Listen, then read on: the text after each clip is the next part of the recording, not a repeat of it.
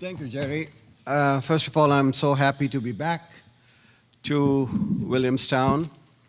Very fond memories of this place, where I had my first born child in North Adams.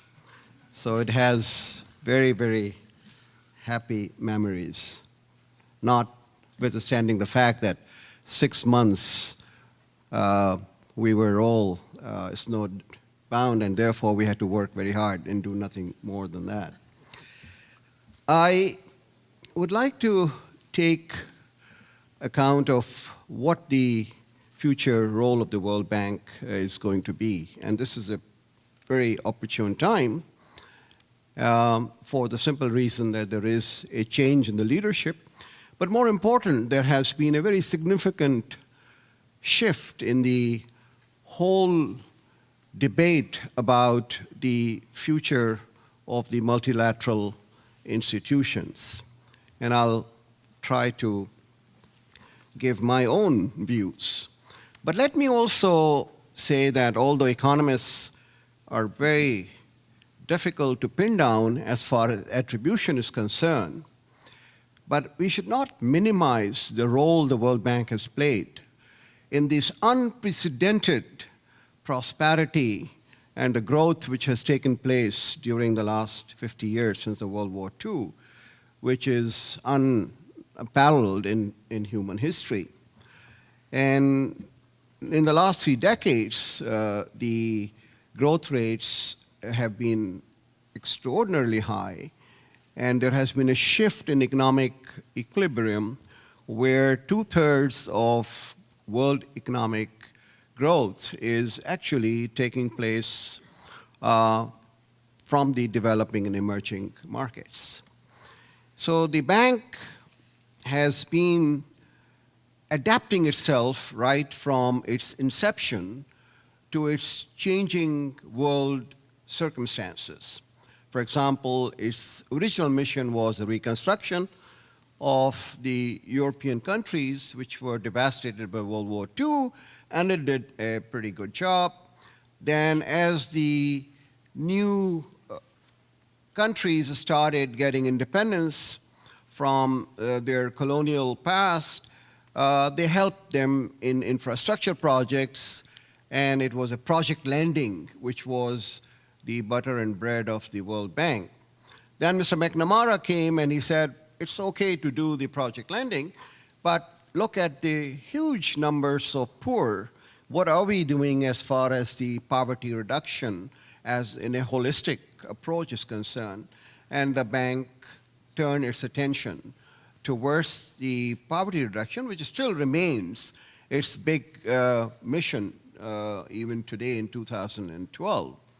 And then in the 1980s, in keeping with the changing paradigm in the economics profession, we all turned our attention to structural adjustment and structural reforms, saying that, look, the state has been too intrusive, has made a lot of mess as far as the developing countries are concerned. We should go into the direction of reliance on the market and market-friendly reforms, fiscal discipline, central bank independence, low inflation, openness to trade, liberalization, deregulation, privatization. Some people call that Washington consensus, but that the bank adopted, embraced, and a lot of good or bad came out of that particular paradigm shift. Again, the example of East Asia and China made the bank think hard whether this unadulterated dose of Washington consensus is what ought to be administered, or there should be mixed strategies where governance issues and the human development issues should also be given some attention. And the bank did move in that direction. It's both lending as well as its policy advice on governance and human development did take off. And finally, with the awareness of the sustainable development, the environmental agenda also began to take some importance. I'm not quite convinced that it's still on the top of the agenda, but there is some movement, at least in that direction. So with this background, I would like to submit to you that there are several new changes on the horizon which should make the bank think about the role in the 21st century. First of all, it has been lending to low-income countries by mobilizing concessional resources from the donor countries. But today, the distinction between the rich countries as donors and poor countries as recipients is breaking down. As all other binary classifications, in my view, such as developing and developed countries, first world and the third world, and the core and the peripheral, whatever binary classifications you feel, I think they do not really today summarize the very dynamic changes which are sweeping across the globe.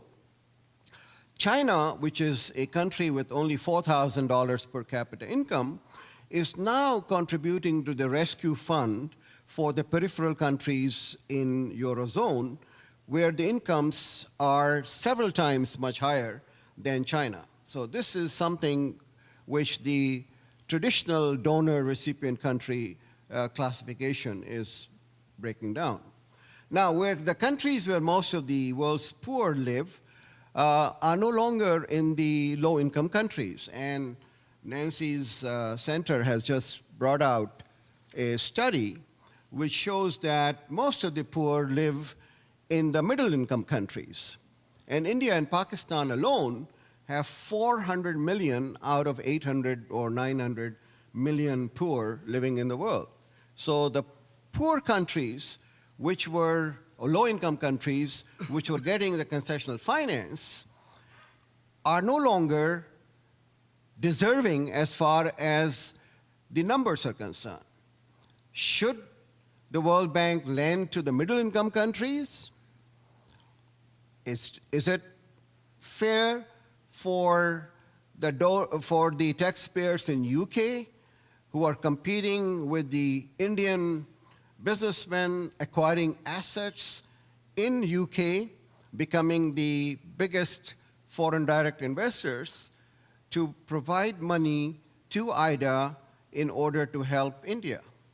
That's a question. I don't know the answer, but somebody may raise this as to why we should give money to India, where they are in the same league, and there is a perception that a lot of jobs are being destroyed in the Western countries because of the outsourcing. And this is something which is politically being exploited by the far-right movement in Europe and in the US also. So that's a question which I wanted to raise as far as the poverty reduction agenda is concerned. And second issue is workers' remittances in South Asia are several-fold higher, have no conditionalities attached to them, are not a debt-creating instruments which create debt servicing obligations later, and are coming in to the poorer households. So if you have foreign exchange constraint in Bangladesh, that constraint is being now really taken care of by inflow of workers' remittances, which is about $12 billion a year. Imagine that, yes, there will be some countries which will continue to borrow from the multilateral institutions. Now, in that competing space, would you be more comfortable in borrowing from the African Development Bank, the Inter-American Development Bank, the Asian Development Bank, where the sense of ownership of the countries is much higher than a distant, Western-dominated, US-appointed president of the World Bank, which has its own agenda, at least in the minds of some of the policymakers. So if you have a competing pool of money for the concessional finance, would you give it to the regional banks or would you give it to the World Bank? And that's a question I want to raise. And finally, because the MDG for poverty reduction has been reached 5 years ahead of 2015 target date, the question arises, will poverty reduction remain as the prime mover of the World Bank lending or not? And there are a lot of people who say that this is for the first time that all the 6 continents have actually witnessed a reduction in poverty. Even sub-Saharan Africa, where as a chief economist, I had very frustrating period where we were doing, according to us, all the right kind of things, but growth was not taking place. Today, it is 5 to 6% growth rate in sub-Saharan Africa, even if you discount for the commodity-producing countries. So what is the message? The message is that the domestic effort of the policy reform and institutional frameworks which have emerged during the last 15, 20 years are accelerating the rates of growth, which is driving down the poverty. Is there a room then for external assistance to be of any relevance in this environment? If the rate of growth keeps on accelerating because of the efficiency of the capital use and also the human resource development, the substitution of good policies and institutional reform should lead to lower demand for financial resources. And so, because there is a reduction in poverty, which is a secular trend, and there is a substitution of good domestic policies and institutional reform, there is a lower demand for fundings and the financing. So this filling in the domestic savings and domestic investment gap, which was the traditional way in the World Bank used to operate, is just not going to be very relevant. So these are some questions I raise as far as the poverty reduction agenda of the bank is concerned. Now I come to the big shock which came in 2008 and 2009. And my whole thinking from a complacent, economist who was riding very high that things really are doing well because our intellectual apparatus of the economic policy advice is pretty robust. I've been shattered because I think that the intellectual underpinning of the economic policy management and reforms is being seriously questioned today. The consensus has eroded. Market economies are no longer considered automatic self-stabilizing. They're not self-correcting, and they're not self-regulating. It's quite apparent. The minimal government interference or deregulation does not always work, especially when there is a crisis, which is a panic or contagion. Efficient market hypothesis and its associated offshoots have brought more harm to the society than the benefits. And the myth that the financial innovation transfers risks to those who are best able to bear has been exploded. Furthermore, the rationality of economic actor and the maximization of expected utility, which is the whole thinking apparatus of all economists like us, are being challenged by behavioral economists. People like Daniel Kahneman are arguing that reference points, loss aversion, and endowment effects will make the utility theory more relevant and forward-looking. So the policy advice of the bank, which was based on a set of established conventional wisdom, is itself open to serious question. So what policy advice the bank is going to provide to the member countries under these circumstances, and whether the countries will listen and will follow the advice based on the conventional wisdom which has characterized the last 50 years. So I'm quite skeptical that the responsiveness of the member countries to the policy advice based on old prescriptions would be something which I suspect would be quite difficult to digest.